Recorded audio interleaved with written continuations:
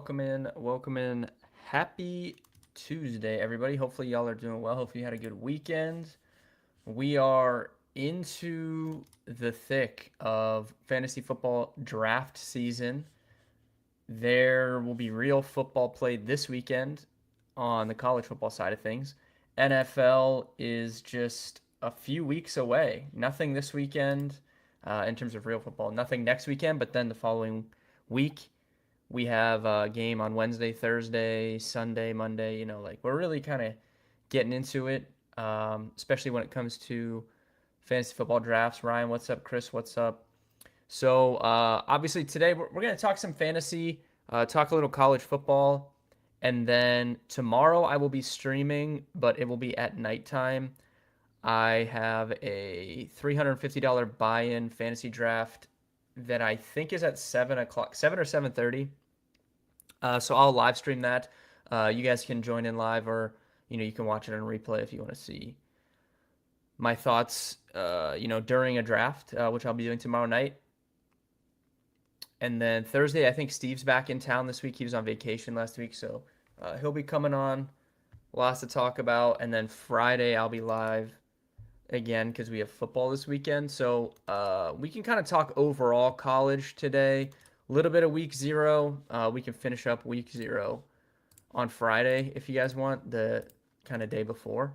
I do have some bets for week zero that I already locked in. Dewan, what's up? So we can kind of talk about that and just like overall thoughts. Also, I think I'm moving. So Mitchell, what's up? I'm going to be not moving far away from where I currently am, but I'm trying to get this in motion as quickly as possible because I am not going to be. First of all, I hate moving. I don't know if you guys have same thoughts. There is nothing worse than moving. Truly, it is the worst. And I'm not going to be moving during football season or like the first week of football when we have all those games. So trying to get that done as quickly as I can. So hopefully I can like put this in motion and like move this weekend. Worst case next weekend. I know next Saturday is like the first college Saturday. So maybe Sunday I could get a lot done. I don't know, but I'm trying to get this in motion and get it done before we get to the first week of NFL. So that is like a big priority for me right now to get this in motion and move quickly. Because I cannot be moving during football season. It just disaster. But all right. So I guess like let's talk quick about like the injury stuff that's been going on yesterday and today. So like I saw Olave got banged up, not concerned about that. Saw Jamar Chase got banged up, not concerned about that. Saw Kenneth Walker missed a day of practice with the foot injury. I'm just not concerned. Unless I have reason to be concerned, I'm not concerned. People are like, they overreact to. I know like I've talked about this like so many times on stream. We can't overreact to every single injury news. Like we just can't. Guys are playing football at practice like they're gonna get banged up. It's no different than them getting banged up in a game and then they come back in the game. So I'm just not worried about any of this right now. The Genty stuff, that's different. That's like a serious, injury. It sounds like it's better than we initially thought, though, for sure. The reports today made it sound like it's not a high ankle sprain, more of just a lower ankle sprain, which is easier to come back from, less concerning long term. But still, I find it unlikely that he doesn't miss a game or two of the regular season. I would be really surprised if he was out there week one, just personally. So that's a little bit different when we're talking about missing games. But I don't think Olave, from what I saw today, any concern. Chase, no concern. Kenneth Walker, no concern. We'll see what happens the rest of the week. But that's my opinion on the injury stuff. I know Ryan asked in Discord earlier today about where I'd feel comfortable drafting Genty right now, and I would say I would have him below Derrick Henry and Breece Hall, but like above Jeremiah Love is probably where I would put him.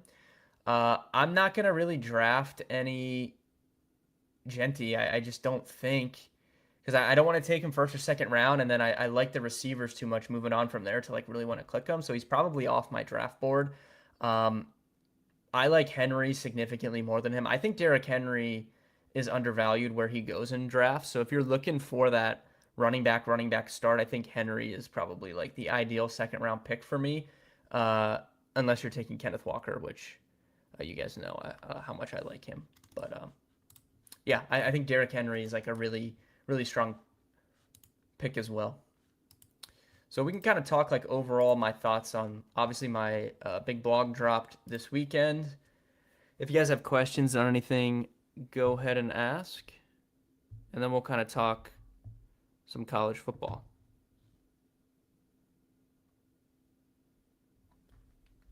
People definitely do overdo it, Dwan. I agree with that.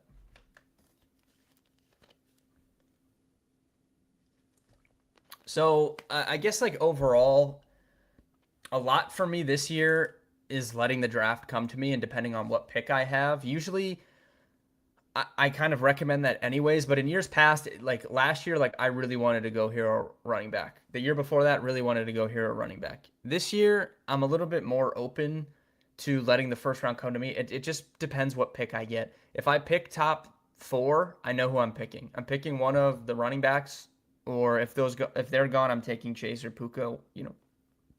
Whichever one's there. So if you have a top four pick, you're kind of locked in. Like you don't need to think much. Um, if you pick after the top four, it becomes a little bit more of a conversation. I think for me personally, preference wise, if I pick outside the top four, I think Amon-Ra St. Brown is probably my favorite option of a first round pick outside of those top four guys. Really like him again. I've been on him the last few years. Like Detroit just has the nut schedule. Feel really confident and safe taking Amon-Ra St. Brown. So, if I end up with Amon-Ra St. Brown or Puka or Chase in the first round, I'm definitely going to be taking running back in the second round and potentially the third round, right? That's where I'm at. If I take a running back in the first round, um, I can take Walker or Henry in the second round, or I can just build around those running back, the one running back, and wait till later. I like with redraft, I'm just not as concerned about it because I feel like if you're in the trenches, you can win on the waiver wire pretty easy. Um, so I'm comfortable only having one running back in the first 6 rounds in a redraft league. But it really just comes down to personal preference. I think Kenneth Walker, my favorite second round pick. Derrick Henry, probably number two.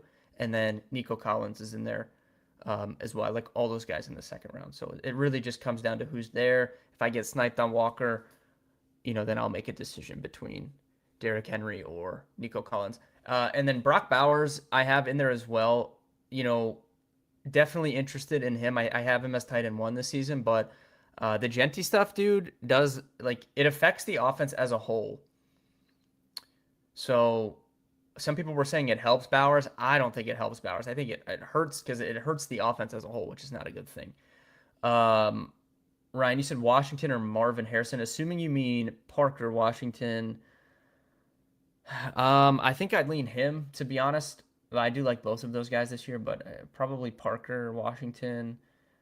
Chris, that's insane. Got Burton in the sixth, Washington in the ninth, Goff in the 11th, Mahomes in the 13th. Mahomes in the 13th is insane.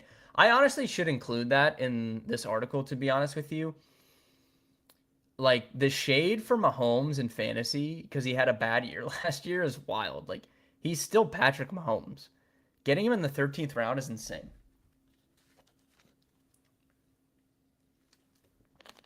Uh, Ryan, I'm a little bit lower on Ibuka, not even because the injury. I was lower on him anyways. Like I had Ibuka firmly behind, uh, you know, obviously like Olave Smith, but then I had him behind this whole group of receivers here: Zay Flowers, McConkey, uh, Garrett Wilson too, probably to be honest. I don't know. I like Emeka Ibuka a lot. I liked him in college, but I just don't know, man. I just don't have confidence there, which is weird because I really feel bullish on the Buccaneers offense bouncing back this year. I feel really strong about their offense being good. I feel really strong about Baker Mayfield having very good statistical season like we saw from him 2 years ago. It's a contract here. He's motivated, better scheme. Like I think Baker's going to play well. So I kind of, it's weird that I'm not in on Ibuka, but I don't know. I just have a weird feeling. I like those other guys better than him personally. Who's the best Ohio State wide receiver in the past 10 years? I still think it's Jackson Smith-Njigba. I said that, like, I've always said that. If you remember, Dewan, like, he was so good in college, man. Like, he really was. I was lower on Marv coming out, was not as in on Marvin Harrison Jr. as other people were. But I think JSN was number one. I think Garrett Wilson versus Olave is tough. Those guys both were really good too. I'd probably rank them JSN, Garrett Wilson, Olave in that order, but it's close. I do think JSN was the best overall though. I would lean Warren over Dowdle. I almost included Warren in this round 6 right here, Ryan. I almost included Jaylen Warren in there with Jadarian Price. I think Jaylen Warren's fine. I was pretty high on Jaylen Warren last year. For some reason, it always seems like Jaylen Warren ends up on my fantasy teams. I don't think the ceiling is super high, but Jaylen Warren is capable as a pass catcher. If you think back to how many balls Kenny Gainwell caught for the Steelers last year, I think Jaylen Warren can fill that gap. I think he can play a really good receiving role. I think in general, Aaron Rodgers is someone that targets his running backs, especially later on in his career. He's targeted his running backs at a really high rate. So I'm perfectly fine with Jaylen Warren on my team. I prefer Price to him for the ceiling. So I think we know what we're getting with Jaylen Warren. And, in a full PPR league, like that receiving value is really nice. But I think there's a higher ceiling to where Jadarian Price could really jump up into like the top 15 running backs if he pans out and the Seahawks are good again. I don't think that Jaylen Warren has quite that ceiling, but Jaylen Warren is a stable running back. Like if you only have one running back going into the sixth round, like getting Jaylen Warren as your number 2 in a redraft league, I think is perfectly fine. I'd probably rather, like, to answer your second question of do you like Warren over Dobbins, I would personally rather have Christian Watson and Dobbins than I would Jadarian Price and someone else, right? That's kind of how I feel there. But it just comes down to your draft and what your team looks like. I think Dobbins is probably in my top 5 for most undervalued players in season long. I just don't understand why he goes where he goes. I think he's the clear lead back on a good offense. So it's kind of confusing to me that he goes so late. But he's just not a sexy name like RJ Harvey. It's the same thing. Like I'd rather have Dobbins than RJ Harvey on my team, personally. I'd rather have Ramondre Stevenson than Travion Henderson on my team. But, the younger guys go ahead just because of they're more attractive. Mike, what's up? I have a business decision to make at 105 this weekend down to CMC or Sun God. I would lean Sun God, honestly. Mike, he's been good to us. I've been really high on him the last few years. He's been good to us. I think you have much less. I don't like to predict injuries because I don't think it's feasible to do so, but you feel a lot safer about Amon-Ra St. Brown playing a lot of games. I think there's less volatility there from a team standpoint. It's a different game when we're talking about just the sheer volume that CMC will get regardless, but there's less risk of the offense bottoming out, in my opinion, in Detroit from like an injury perspective. And I've said it's been regurgitated a lot, but the Lions just have the nut schedule. They don't play a cold weather game until week 17. Basically, the fantasy season is over. A lot of dome games, a lot of really good scoring environments. If Detroit's offensive line is suspect, which it could be, they did lose multiple starters, and one of the guys that's filling in for one of those guys that they lost is injured. So, we've been accustomed to Detroit having a pretty good offensive line the last few years. Looks like it's going to be more middle of the road this season. If that's the case, if it's worse, right, you would assume that that would benefit Amon-Ra St. Brown in terms of like the short to intermediate ranges of the field, getting the ball out quick and relying more on yards after the catch than someone running deep down the field. But yeah, I just feel really safe about having Amon-Ra St. Brown on my team. And Mike, if you take Amon-Ra St. Brown in round one and you're able to get Kenneth Walker or Derrick Henry in round two, I think it's a really good start, right? Feel really strong about that in any league. How do you feel about the Browns? A friend of mine raged hard. He's a diehard fan of Cleveland. Yeah, Dwan, the Browns are a disaster, man. I make fun of them all the time, truly. They're just so bad.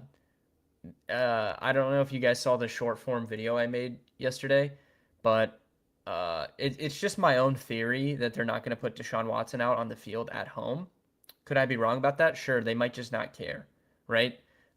They can't cut Deshaun Watson. The cap hit is too large for next season if they cut him now. So, they might just not care and be like, we're stuck with this. We're going to ride it out, whatever. If they do what I think they're going to do and they start him for the two road games, then they bench him coming home for the home opener because they don't want to put him out there in front of those fans, it would really be such a Cleveland Browns poetic thing for Deshaun Watson's last game with the team to be a loss against Baker Mayfield. Like it's just that's the type of things that happen to the Cleveland Browns. It's why I'm so confident that it will happen because it just makes too much sense. That type of thing happens all the time to Cleveland. And it's unexplainable why it always happens, but it does. It finds ways for those things to happen. Like the fact that they play Tampa Bay the game before the home opener would just be so fitting for Baker Mayfield to kick their ass and then they bench Deshaun Watson. Like you just can't make it up. That's my plan. If I get completely washed out at running back in round two, I'm going Bowers. Yeah, I think that's fine too, Mike. Like you really can't go wrong. You could grab a Breece Hall or something in the third round, or just really, if people are really overpaying for running back, just wait. Don't overreach on someone. Especially with how it's been going already, I'm pretty sure we're going to get a lot. We're due for like a season where there's a ton of injuries. The last 2 years really haven't been that bad. So, just take advantage of it and take the best player. You could also take Nico Collins. I know I wrote it in this article, but I was looking at some of his splits last year with like Jaden Higgins off the field. It's like 29% target share. We know what he can do, in the red zone and stuff. The fact that Houston actually has a run game, this is my theory for the Chiefs too. Like both those teams had no threat of a run game last year whatsoever. And today's version of the NFL, like the defenses are too smart. They're schemed up too well for you to be super one-dimensional on offense. So, and even with that, like I know everyone's down on CJ Stroud. People don't like CJ Stroud. He's a meme because he looks unathletic, which I've said that all since he was at Ohio State, but I digress. It's a meme to pick on CJ Stroud right now. As bad as the Houston Texans offense was last year, or how we perceived it, as bad as we perceived it to be, CJ Stroud, if you look at like Sumer Sports and some of those websites, he still was top 12, top 13 overall in EPA, like among all quarterbacks. Ahead of, I'm going to pull this up right now, ahead of some really, really like players that you wouldn't think. So if we look at last year, total EPA, CJ Stroud was still 12th in the NFL in EPA last year, as bad as the Texans offense was. That's ahead of Caleb Williams, Sam Darnold, who won a Super Bowl, Hurts, Mayfield, Joe Burrow, Jackson Dart, Lamar, Justin Herbert, right? Aaron Rodgers. He still analytically was pretty good despite all that went on. So now we think about like them completely retooling revitalizing the offensive line. Year 2 under the same offensive coordinator, whether I like that OC or not, comfortability in the offense with the new offensive line, the addition of a run game, which was severely lacking for them, especially in the red zone. They were so horrific inside the 15-yard line running the football last year. Like, that wears on your offense when a team is just not scared of you running the football whatsoever. So I think, Nico Collins can still have a really, really big season. I think CJ Stroud can have a big season. And I'm biased in that because I am very high on the Texans this year. I think the Texans are going to go to the Super Bowl. And it worries me that that's a popular opinion. I've seen a lot of people on that, which is interesting to me because of how bad CJ Stroud was last year, perceived. So it's interesting to me that everyone's in on Houston, but it just seems like Houston is set up really well in the AFC. The top of the AFC is really fragile. When you think about what happened to the Chiefs last year, they didn't even make the playoffs. Baltimore has a new offense and a new coaching staff.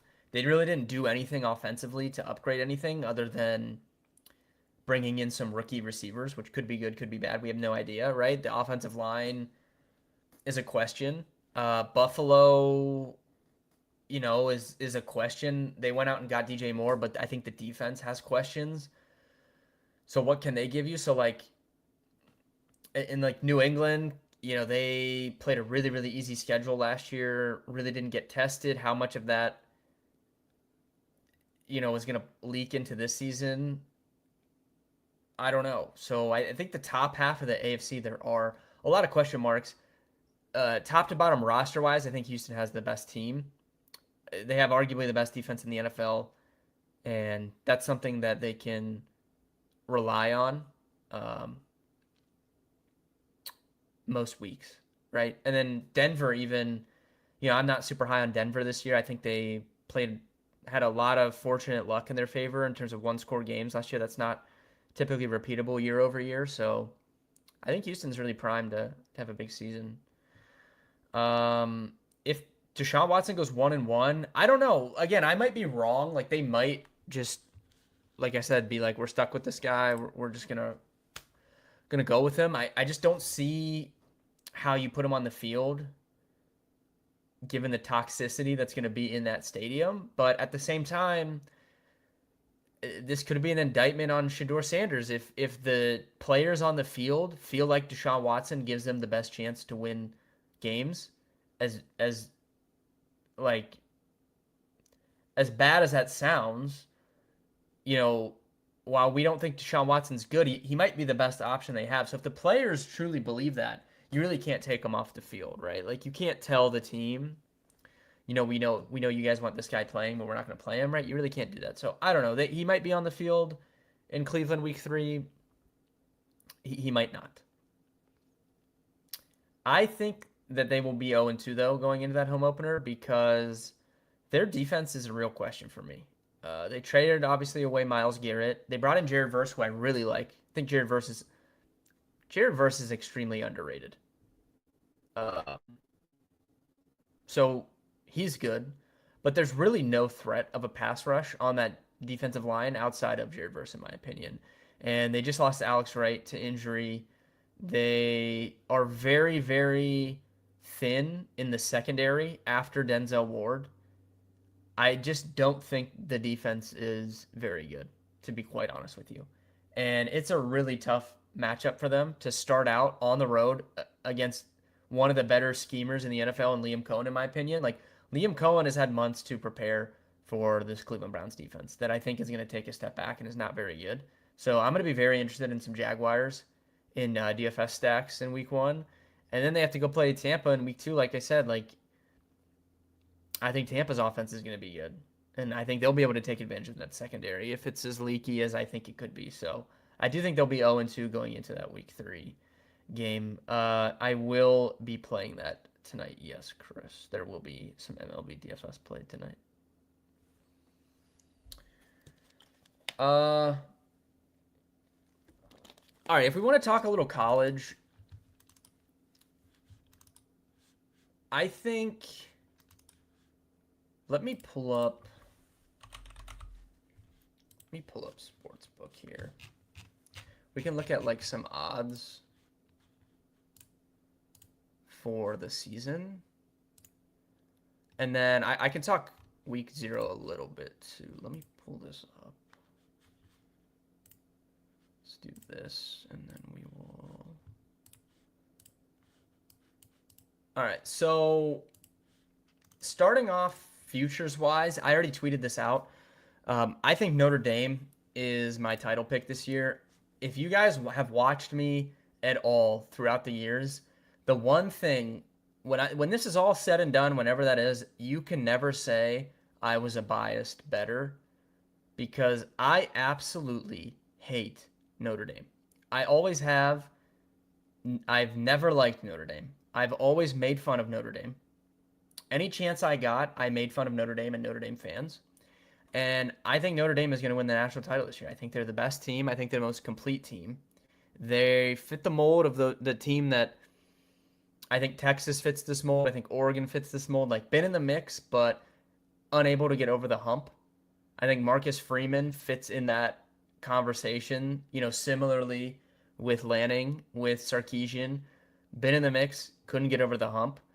But I think Notre Dame has the best roster in college football coming into the season. I think they might have the best or one of the 2 or 3 best quarterbacks in the country, which is very important. I'm really high on CJ Carr. I think he's really good. The defense looks nasty. They have an extremely easy schedule. Extremely easy.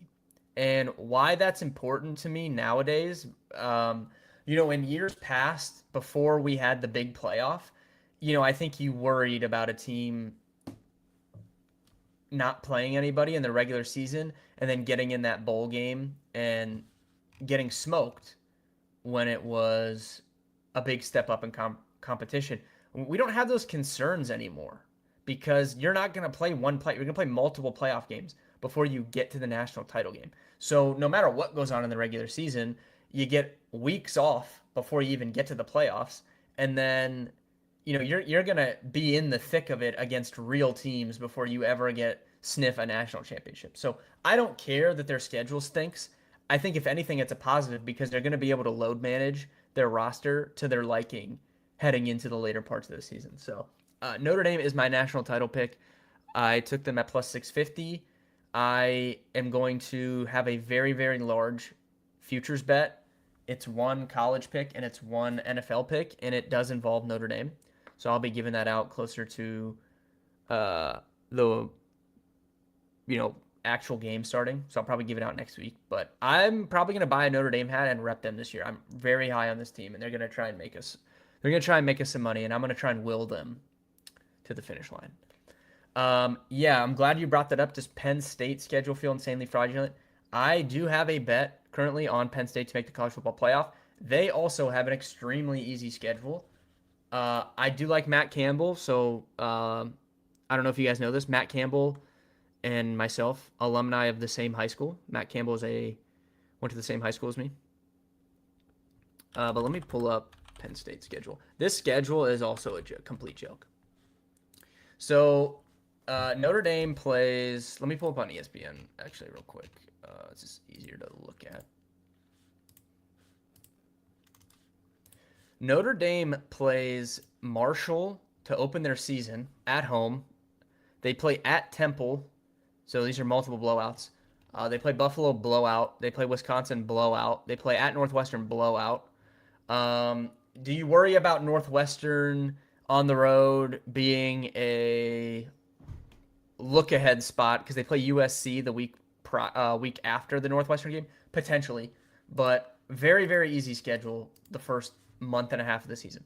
Then they play USC and Michigan. Okay. A lot of people are high on USC this season. I really don't see it personally. Michigan, I'm not super keen on either. Like, if we're ranking out the top half of the Big Ten this season, those two are towards the bottom of the top half, right? Like, those are weaker top half of the Big Ten teams. They're avoiding Ohio State. They're avoiding Oregon. So we play at Northwestern, whatever. Michigan, USC, Michigan, okay? Purdue, At Washington, that's a tough game. I really like this Washington team. I'm higher on them than consensus. That's a really tough place to play. So, at the Big House and at Washington, that's like your tough spots. And then they finish with Minnesota, Rutgers, Maryland. Yeah, Penn State's schedule is a joke. I think there's a situation, to be honest with you, like looking at Washington's schedule. I think there's a situation where whoever wins that Washington Penn State game has an inside track to, because I think the Big Ten is going to get 4 teams in the playoff. I think Washington is live for that, to be quite honest with you. They have a good schedule too. So I like Damon Williams personally at quarterback. They play Washington State, Utah State, Eastern Washington, Minnesota, right? That's their first 4 games. They should be 4-0. So then they go to USC on October 3rd. That's a tough game. For sure. Tough game. There's a chance, though, that they win it. There's a chance that Washington wins that game. They're 5-0. They get to host Iowa at home. And like I said, Washington is a very, very hard place to play. So they get to host Iowa. Then they play at Purdue, at Nebraska, whatever. They get to host Penn State, which is a big, thing. And then they play Michigan State, and then they finish up with Indiana and Oregon. Now, that sounds significantly harder than Penn State's schedule when I read it out loud, but they get a head-to-head against Penn State. They get a head-to-head against the team that Penn State also plays in USC. And then they get to play Indiana and Oregon at the end of the season. And why that's important is those are 2 of the best teams in the entire country. I'm not saying that they're going to rest guys, but I mean, is there a chance that Oregon isn't playing guys the last week of the season because they've already locked up something? There is a chance of that. I don't think Indiana will rest anyone, but there's a chance that Washington has 1 loss going into that Indiana game. So I don't know. So it's a long shot, but I do think there's some value on Washington. I think whoever wins the Washington Penn State game has a chance to be the 4th Big Ten team in the playoff. I do think they'll get 4 teams. But just looking overall at like teams, I think Ohio State has a really good team. They have a really tough schedule. So I think I don't think they're going to miss the playoff or anything, but I do think Ohio State is going to lose 2 games this year, which we're not accustomed to with Ohio State. I'm going to be all over Texas over Ohio State. I'm just telling you guys this right now in week 2. Texas will be a big bet for me over Ohio State. I am all over the Longhorns there. Notre Dame's my national title pick. Texas and Oregon are both absolutely loaded, and they have a ton of questions. So, to answer. If they don't get it done this year, there's going to be a lot of questions for Sarkisian. There's going to be a lot of questions for Lanning. They better have good seasons. Georgia, I think, is the best team in the SEC, but I have them personally.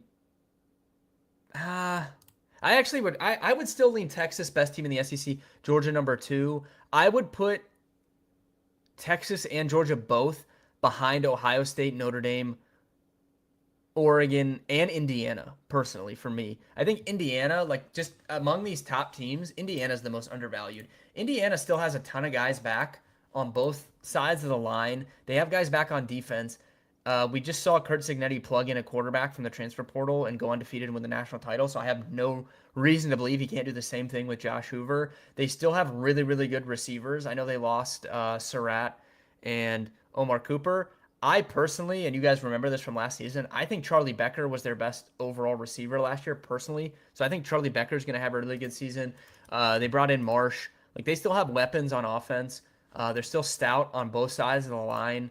They still have the best coach. So I think Indiana is undervalued relative to these other teams at the top. So I would probably rank it Notre Dame, Ohio State, Indiana, Oregon, Texas, Georgia in that order for my top teams.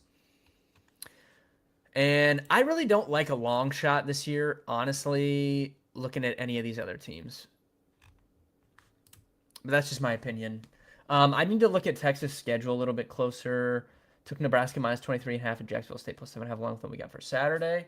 I need to look at those a little more, Chris. I have more stuff I'm interested in. So I think I've taken 3 plays so far. And I have 1 or 2. I think I have 2 more. I'm probably going to have 5 plays Saturday, which is not normal for me for week 0, honestly. I usually have 2 or 3, but I like a lot of spots. let's just switch over to that. We'll talk about it. I did take TCU at 6.5. It's moved to 7.5. I would not bet 7.5 personally. I really wanted to get it under that touchdown number, and we did. And it's moved to 7.5, and it's held pretty strong there. I would not bet 7.5, but I did take TCU minus 6.5. I know it's like the most public bet of all time, but I just don't have any faith in North Carolina. Could prove me wrong. One thing that's concerning though, and it's why I wouldn't lay 7.5. It looks like the weather is going to be dicey, and if you know anything about the weather in Ireland and what's going on in these Ireland games, like I'm pretty sure we saw like a muffed kick right at the start of the game last year in this game. The weather can get really dicey. So I really don't want to lay a big number in this game if it's going to be raining and windy and shit. So that's just like, I took a 6.5. I like the 6.5. I would not bet 7.5. I did take Stanford minus 4.5. Yeah, Chris, you said I moved to 3.5. I see a 4 right here. I don't understand why this is moving back down. It got up to like 6 at one point. Now it's come back down. This is like my favorite bet of week 0. Stanford, I think, is going to win this game by a touchdown or more. I'm not buying. A lot of people are in on this Hawaii team. I'm not buying it. They lost a ton, especially on defense. And unless I missed news, like Ashlock is not playing, right? That's like a huge loss for them offensively, given like the offense that they run. Let me search Twitter real quick.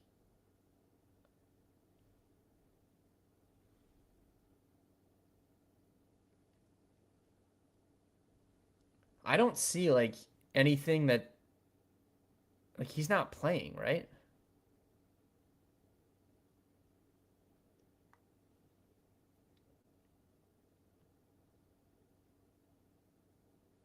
Okay, I see a tweet from earlier. Ashlock is questionable for week 0 opener at Stanford.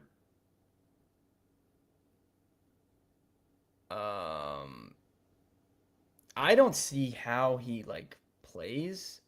So I also saw this report. This is like 6 days ago. He had not practiced at all as of 6 days ago. I was assuming, like I was under the assumption like he's not playing.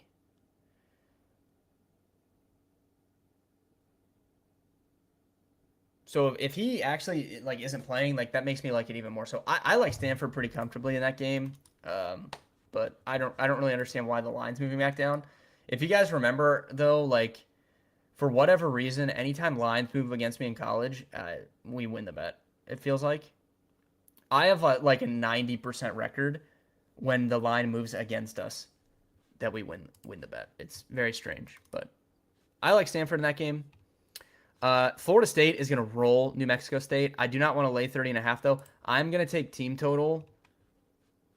Oh, is it up now? Yes. Man, 41.5. I was hoping for like 40 or like 39. I'm going to take that. So Florida State over 41.5 point team total. That's going to be added to my card.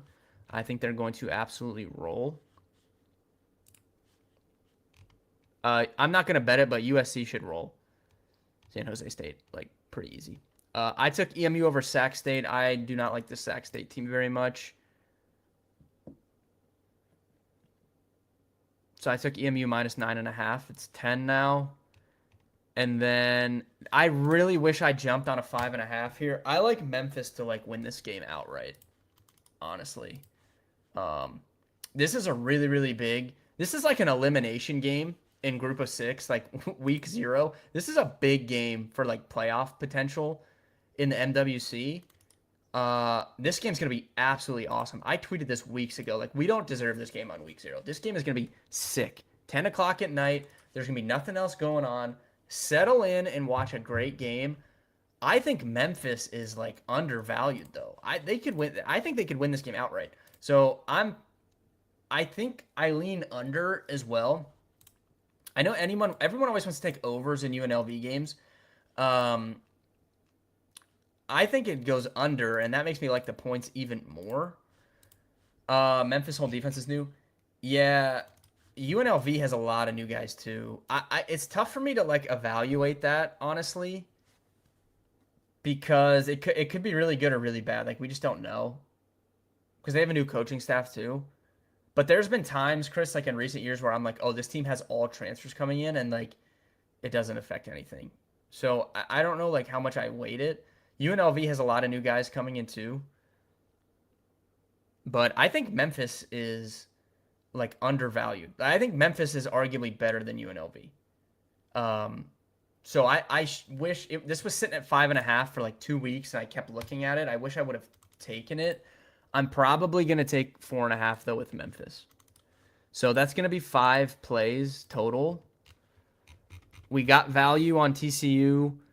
We got negative value on Stanford, but it's my favorite spot. I think Stanford's gonna kick their butt. I like Memphis, and then I like EMU. I took at 9.5. We got value on that. And I'm going to take Florida State team total over. So we're going to have a nice little window here. We're going to be sweating out EMU minus 9.5, Stanford, and Florida State team total all at the same time. And right when those games end, we're going to just settle in for this Memphis plus 4.5 sweat. This is going to be a great Saturday. Hopefully we make some money, set the tone for the actual, real life stuff next week. And hopefully I can work on, I got to like figure this out. Hopefully I can work on getting moved before next weekend would be ideal. But overall, pretty long stream today. Thank you guys for tuning in. I will be live tomorrow night. Like I said, tomorrow night, planned for around 7 p.m. $350 buy-in fantasy draft. Hop in there tomorrow night. Ask me some questions. Watch me draft my team live. I will be live tomorrow night. Thank you so much for asking that also, Edkin. He is doing amazing. I actually played golf with him on Sunday. First time that he's played golf, obviously post-procedure. But he's doing really good. And he's had multiple tests, and everything is all good. So I really appreciate you asking that. Yeah, he's doing really good, which is really good. Like, it's really good for me mentally not to, like, because all that started going on, like, in the middle of football season last year. That was not fun or easy, but, yeah, we're in a good spot now. Yeah, Smitty's going to go off. Mike, I love him anyways. One of my favorite players. FSU total 41.5, I believe, Chris. Don't take it though. Let's look around. I want to look at I didn't see it. I checked it earlier. FanDuel, it wasn't posted. I haven't looked at like 365. So let's shop around a little bit and see. If not, then we'll take the 41.5. But yeah, I think they're going to score about 50 points in that game. I'll post it later whenever I officially lock it in. But I did lock in another touchdown pick. I don't know if you saw that, Chris, but for the opening game, Seahawks-Patriots, locked in a touchdown score for there. But thank you guys for tuning in. Appreciate it. Tomorrow night, I'll be live. Big fantasy draft. Super hyped for that. And, yeah, see everybody then.